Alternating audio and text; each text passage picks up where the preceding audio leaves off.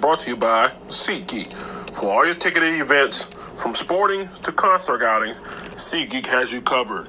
They even conveniently color-coded each ticket on their website from amazing to worst, so you can easily know which are the best deals. SeatGeek, the smart way to buy. Save $20 off your next ticket purchase with the promo code. Yo, what's up, everybody? Thank you guys for tuning in for another episode of _TV. I'm your host, Grande, Gato, also known as TheBigKatt. My cool cats, get your paws in the air. Today, we're here to talk about some of the takeaways for the Carolina Panthers opening day of training camp. But first, I got one quick question.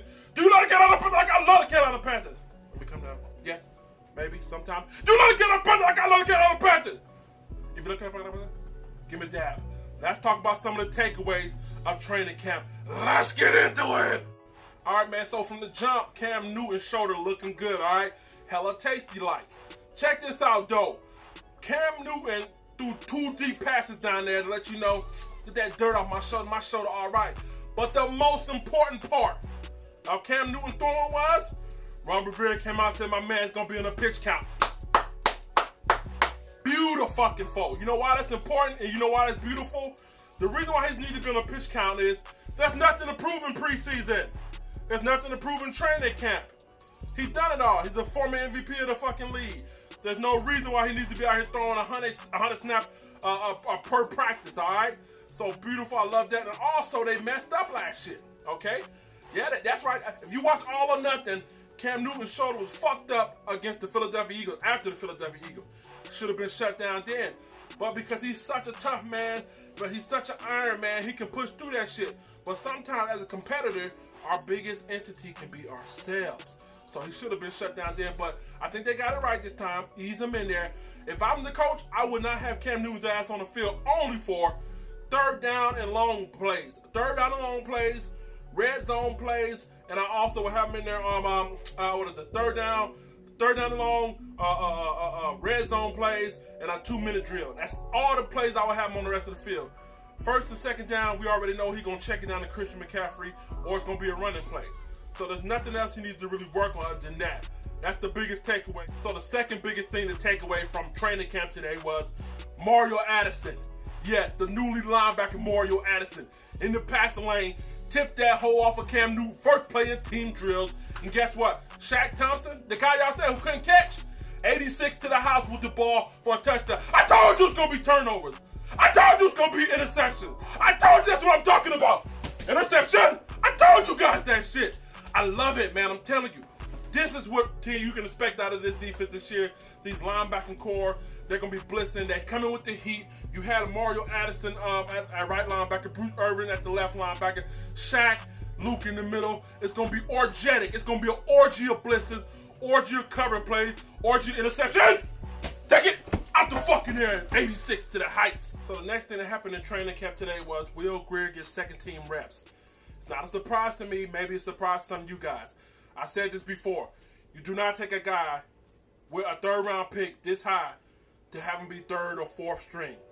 All right, so that says dividends about him. Now, with that being said, Kyle Allen took third team reps, and I would imagine throughout the process of preseason training camp, they're going to switch back and forth. So opening day, don't really take too much out of it. But the fact that he did start should give you a little more clarity as who they're leaning to. But anything could be won or lost during training camp or preseason. Next takeaway is Brian Burns makes Greg Little feel the damn heat. You should be excited about Brian Burns. I'm not gonna lie, okay?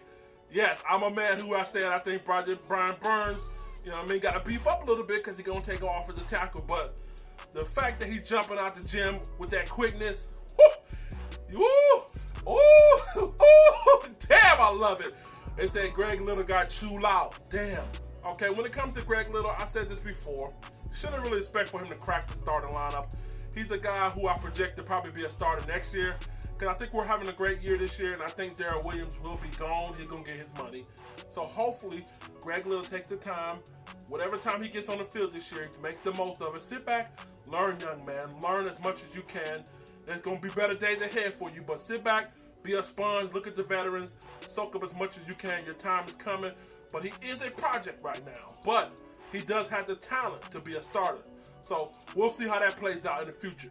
So the next biggest takeaway of training camp, the 3-4 defensive line, it comes together. Front three, McCoy at left end.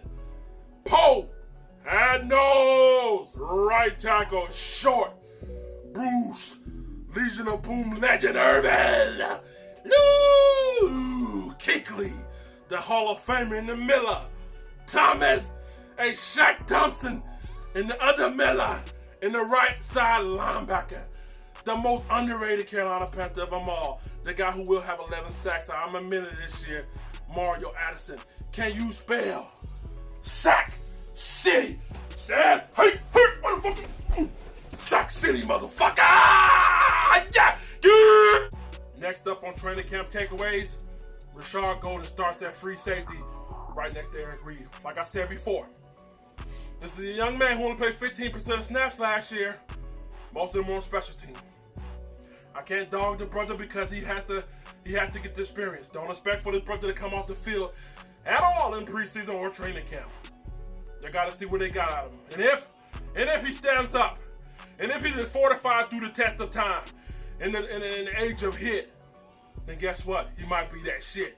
So we'll find out real quick. Is he legit? Yeah! Last but not least, the nickel spot was started by Corn Elder. Well, what does this mean? That means Corn Elder is a contingency starter nickel. Now, with that being said, they say he almost picked off a pass intended for DJ Moore.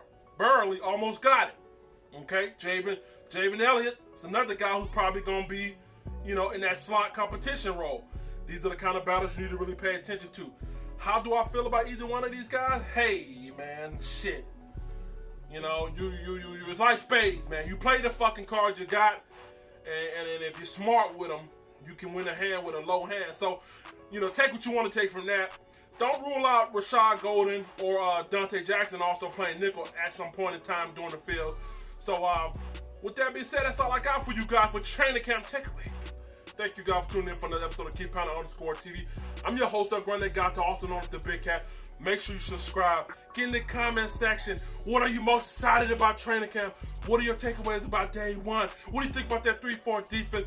I want to hear from you guys. Let that church say! Damn!